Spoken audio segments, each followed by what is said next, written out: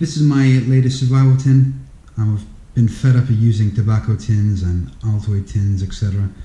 They're great, I guess, to a certain point, but you really can't boil enough water to sustain yourself. It's too much hassle in a nutshell. So I've started using this here, and it fits a hell of a lot more, but more importantly it fits nicely in my belt order. So I'll show you that later on. So as you can see now, everything's kind of laid out on the table. I'm going to talk you through what I have, and then in reverse order I'm going to pack it back into the tin and you see what the end result will look like. So straight away, standard survival blanket, Commando sole, good old Victorinox. Yes, it's nice and tiny, but it's an alternative blade and I always have my main blade on me anyway, but it's there if I need it. Asylum, mirror, compass, whistle, torch. Got some dental floss, condom, a few plastic cuffs, different sizes. So this is the first of my 3 smaller tins, hinged, and it's my traps and a fishing tin.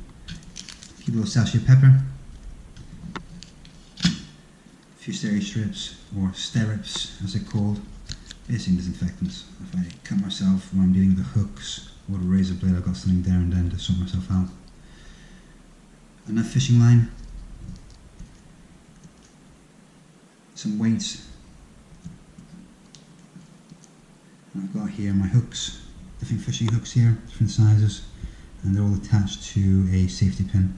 I find that way it keeps it all together and it's not rattling around in the tin. Good old standard snare wire, 4 of them, a metre long each. Good trusty rope, strong enough. And last but not least, good old standard razor blade. I've got quite a few, that one's loose, quite a few needles, right? Probably about 1, 2, 3, 4, about 7 or 8 needles there. Little container with some Kevlar string, Kevlar thread, apologies, and some black thread, some cotton, along with your safety pin as well. That was in one of my videos in the past I've done, but that's my housewife stroke sewing kit. The second of my 3 smaller tins is what I call class of my first aid tin. Standard Puri tabs, selection of plasters, paracetamol, and some diarrhea tablets. And once again, some stirrups, some cleaning swabs there. Good old trusty ferro rod stroke magnesium block, lip balm, pencil sharpener, tinder, etc. Good old trusty Bic lighter and charcoal. And the following will fit in my last tin, which is my tinder stroke fire tin, that's classed it as. Got here a Frenzel lens, a hexi block, tampon for cotton wool, potassium permanganate, sugar. Little pieces already good, prepped, good to go from inner tube of a bike. And good old standard stormproof matches, which I've never really rated that much, but they do work. Better have them than not need them, right?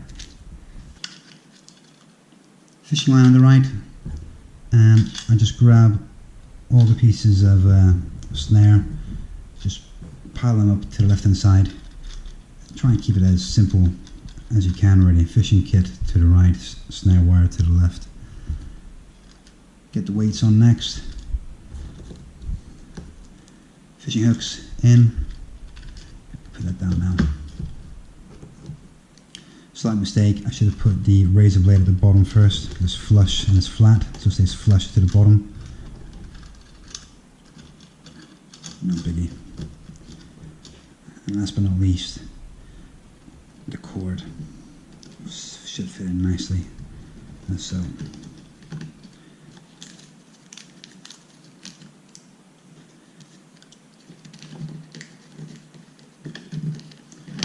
Okay, that's one, good to go. Next, my housewife's sewing kit. Got a hell of a lot of needles. I always tend to lose them when I'm out in the field.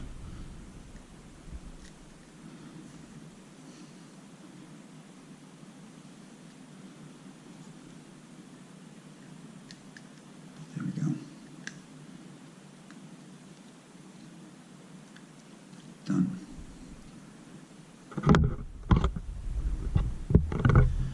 First aid kit. So I find putting the purity tabs at the bottom first. Okay, and then there's no real sort of direct art with this, just put down the plasters the best way you can, just try and keep them flush.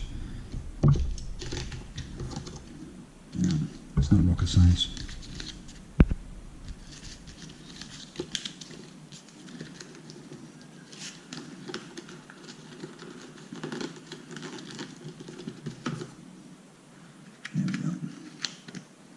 Two. My fire tin. So the way I've done it is the Fresnel lens, those that I actually used before, are nice and rectangular. I've cut this down to fit the top of the lid, so that fits flush as so. The way I do it, right, I keep the char cloth in a sealable bag. Obviously if it gets wet it's completely useless. So just fold it over a few times to fit in. Put the flush inside and flush to the bottom of the tin. Hexagon next on the left hand side, and I also cut round the corners, right? So see that's nice and square when it comes, and when you buy it, the bottom is nice and square, so you can see where I've kind of cut round to make it fit the tin. So that goes in. Next I use, tampon. The inner tube goes in next.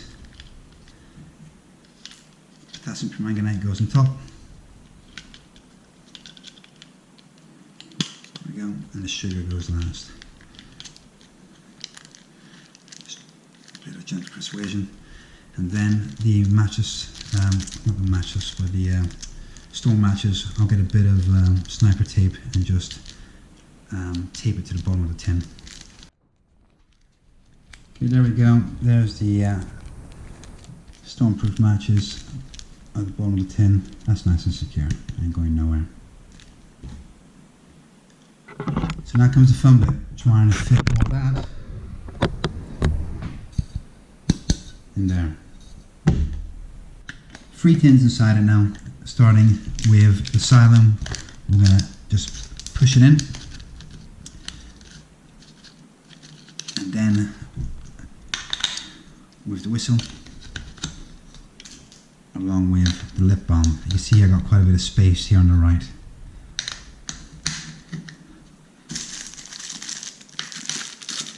Magnesium block.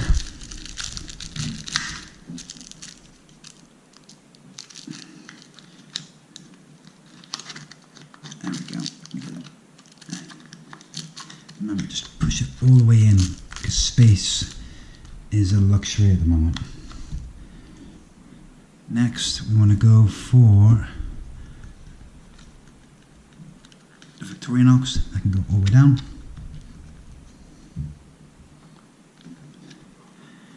Then, need to find a space for the housewife. There we go. And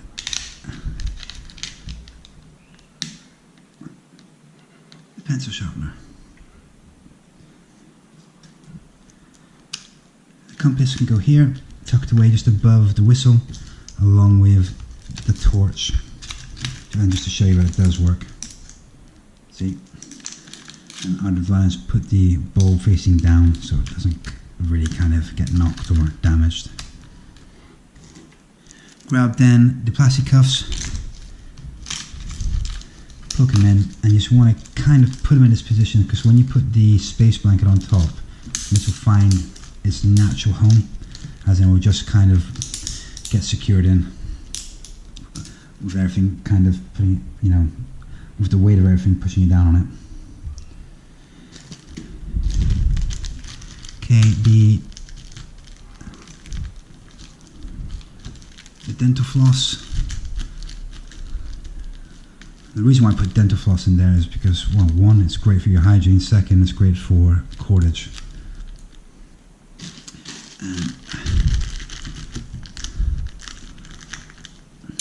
Commando saw next.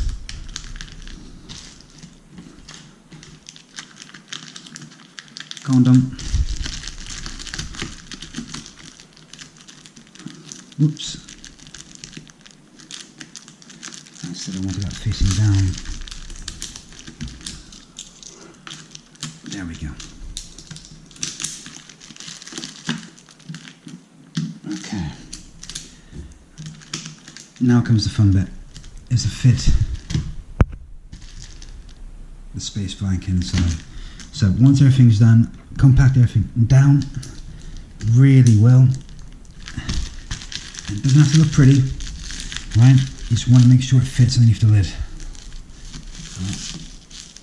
There we go. And the way I work is that if I have to open this, then I'm in deep, you know what. Like, almost like a jack in the box. Well, that's not what you're aiming for, but that's how it feels like at times. There you go. So, there's the end product. Everything fits in there nicely. If I open it up, it should fit. As in not fit, but it should stay as it is. And, well, I would say almost nil rattling, but you hear something rattling there. But, there you go. Here's one of my 3 tins, survival tins I've done.